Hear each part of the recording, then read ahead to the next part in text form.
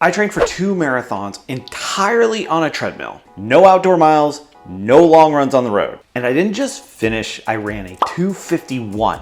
I'm Coach Greg, that's Running Shoe, and this video isn't whether it's possible to train for a marathon on a treadmill.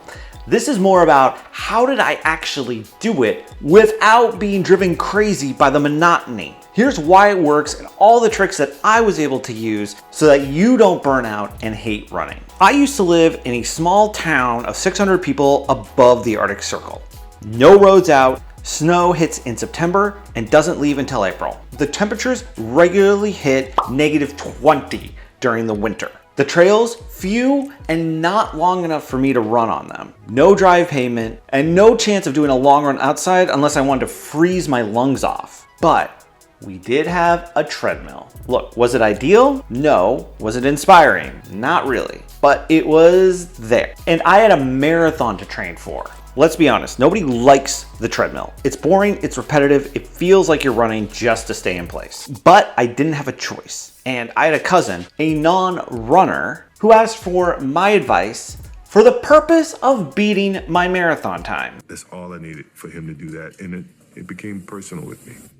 Okay, so how did I put in the time on that machine and not go crazy? Here's what I found that worked. I ran to podcasts that told a story. This was around the time Serial was getting big, so listening to that really was able to put my mind to focus on other things. I also saved all the big blockbuster and action movies that I really wanted to see or that I loved for my long runs on the treadmill. For some reason, all the explosions tend to make the experience go faster. I would even throw in 5K time trials as a way to spike the intensity and work for something. Yes, I did time trials on the treadmill. The one thing I realized is that the treadmill doesn't have to be boring. You just have to respect the monotony of it and work around it. You have to train your brain while also training your body.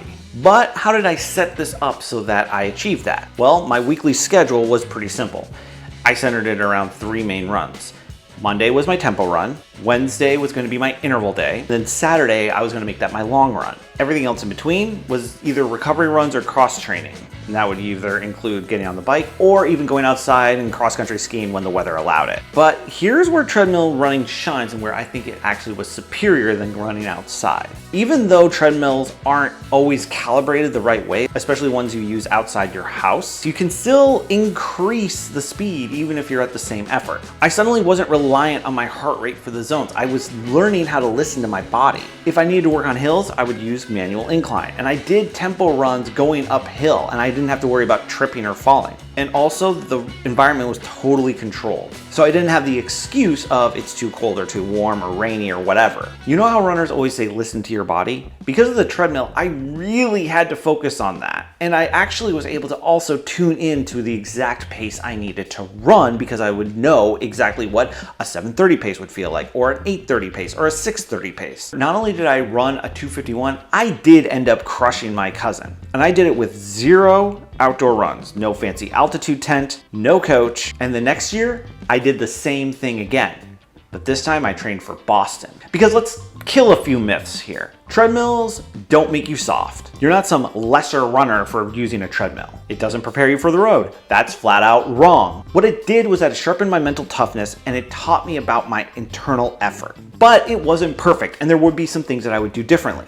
Especially with my training, I would focus a lot more on strength training and getting a variety of things to make me holistically a more fit athlete to be ready to run. But to be honest, overall, it totally worked. Not because it was a treadmill, but because it taught me that I didn't need the perfect conditions to get a quality workout. Because you can still chase your massive goal while doing that. All you need is a little bit of structure, a little bit of friction, and a really, really stubborn reason to keep going. But one of the things I was really afraid of was falling on the treadmill. So I had to learn exactly why do marathoners collapse and how can I stop it. And you can find out the answers to that if you click the video right up here.